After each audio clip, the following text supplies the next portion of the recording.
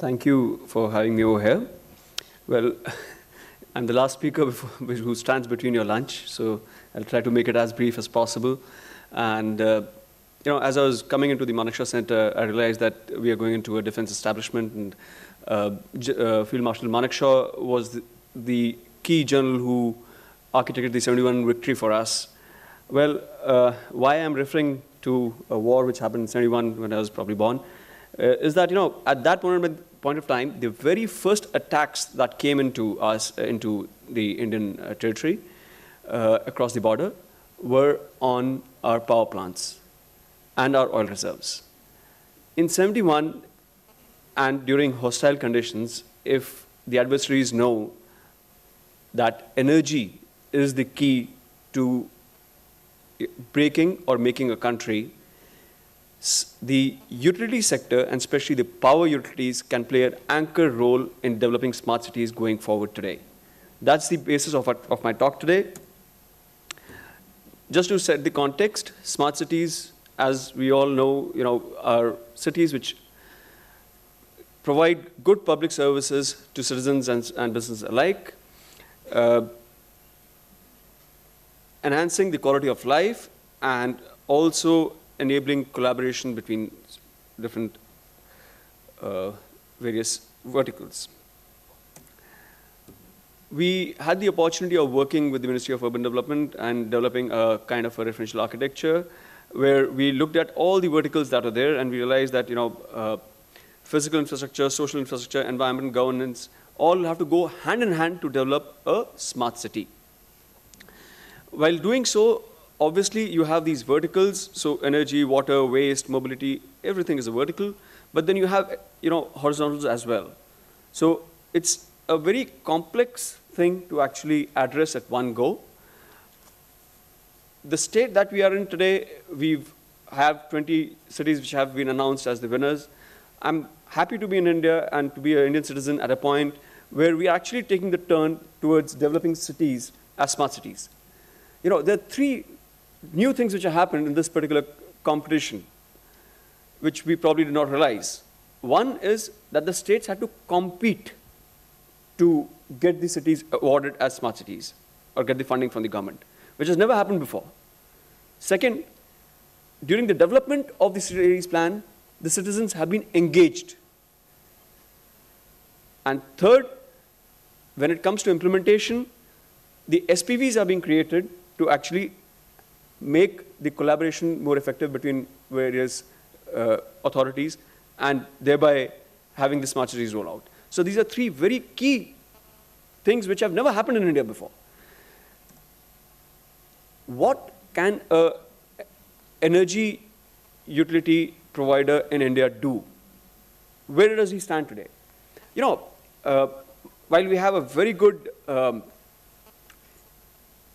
program to map all the citizens of India, which is UID Aadhaar, we never realize that every household in this country, almost 93%, if I'm not mistaken, 96% of villages also, there is electricity. Wherever there is electricity, you have a consumer data available for that particular household. That is available with energy utilities today, with the power utilities today. If you go to a city, almost 100% of households' data is available. Not only is the data available, they also know whether it's a private consumer or a commercial consumer. So that amount of data is already available. Second thing, the physical location of every consumer is known. If you map it onto the GIS, you will have a rich GIS data of every possible consumer of electricity. Now, why am I saying about this data? Because data is one part which can be shared.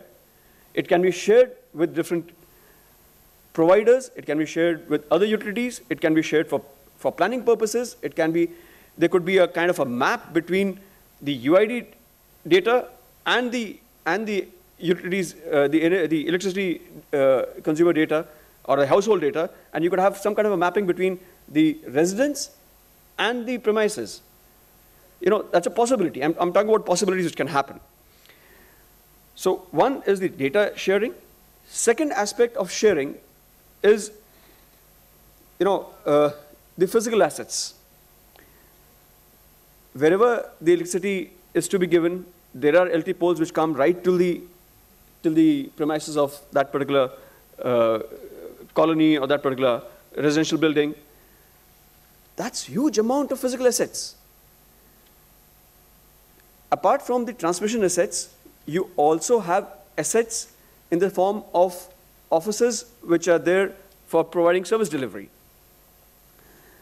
You have, at places, you have utility tunnels which are available. So why can't different utilities use the same or share the same amount, same data, or same poles? Poles can be made smart poles. You could have solar panels, you could have CCTV cameras, you could have other shareable, even Wi-Fi hotspots. So all these things can be put on a single pole, which again the energy utility has. Nobody else has it.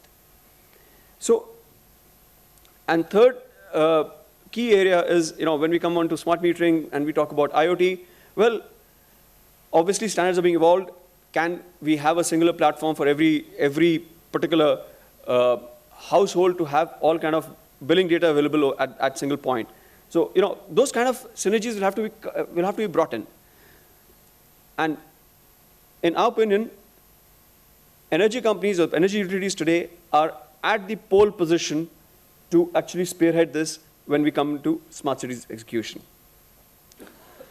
So, we all know the next wave of opportunities are coming on platform, economy. We all talk about how Uber realized that 95% of the time, the individual cars are lying idle. They're being parked and utilized only 5% of the time. So let's start sharing cars. That's how they came up with a platform. So we feel that, similar way, SPV with the utility company can kind of play that role for developing a smart city. Now, these are concepts which probably are new. There'll have to be, a lot of synergies, a lot of thinking that'll have to come through, and I'm sure Karna will do the needful with the government at that point in time. But, these are the thinkings that'll have to come in today if we want to, reduce our cost of developing smart cities. A simple technology roadmap that we've thought of is, let's start with energy utility to give the first smart utility, and then have the water and the gas utilities, come up. And because if you have the GIS data, you have the data, then it's just a matter of putting up applications over it. Few cities where power utilities have really done a remarkable job in meeting those cities' aspirations. Amsterdam Smart City to reduce the overall carbon footprint, and Yokohama Smart City again, to reduce the carbon footprint through smart metering. We all have heard about these case studies. We all know what they've done. So, in the interest of time, I thought I'll close my presentation now. These are certain thoughts which we had: sharing of data, sharing of physical assets, and sharing of metering assets. Why should people, one person go for energy meter reading, second guy go for water meter reading, third guy go for gas meter reading? Why can't one person do three things and come back? You'll reduce people engagement, you'll reduce time taken, and you'll have more predictable billing also. These are just some thoughts. Thank you very much.